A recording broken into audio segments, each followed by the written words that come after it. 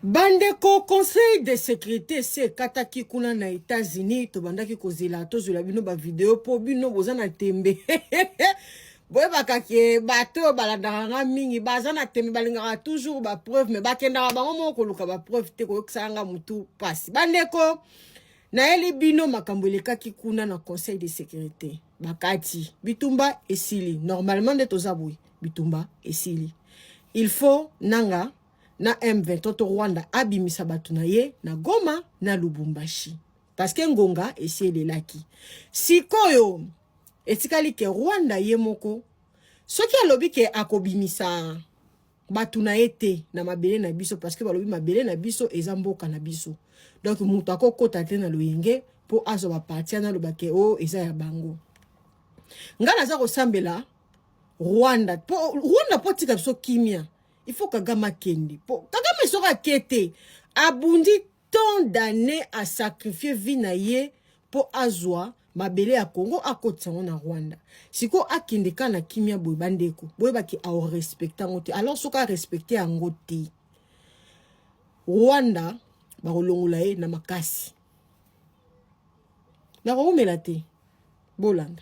Pour leur engagement dans la négociation de cette résolution ces 2 dernières semaines. Celle-ci porte un message clair.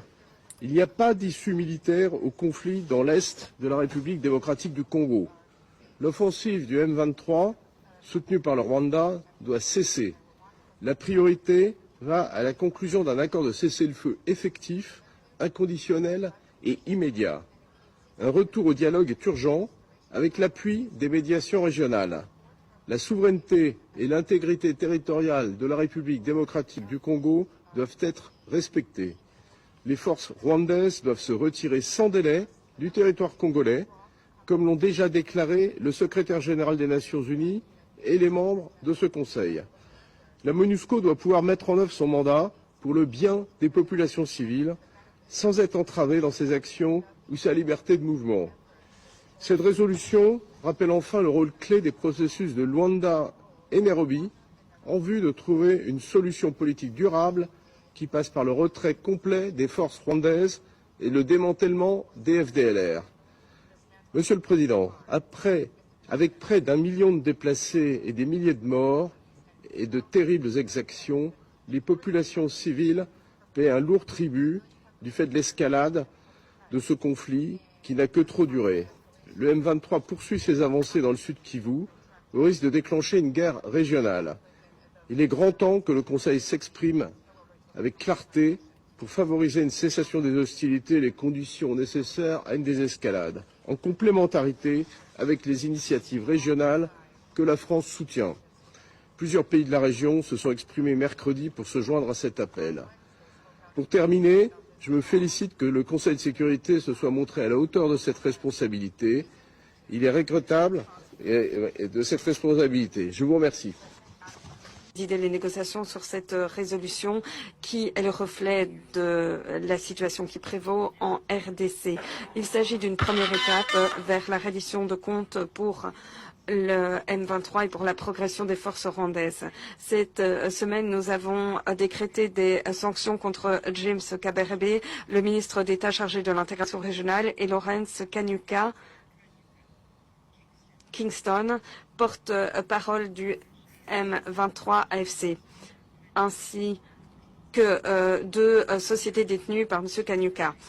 Ces actions démontrent notre détermination à demander à ces personnes qui permettent les activités déstabilisatrices du M23 et des forces rwandaises de rendre des comptes, ce qui déstabilise la situation dans l'est de la RDC. Nous applaudissons les actions similaires prises par d'autres États afin de ramener le Rwanda autour de la table des négociations et de mettre un terme aux violences. Une fois de plus, nous exhortons les membres du Conseil de sécurité à prendre des mesures afin de désigner de nouvelles personnes au sein du comité 1533.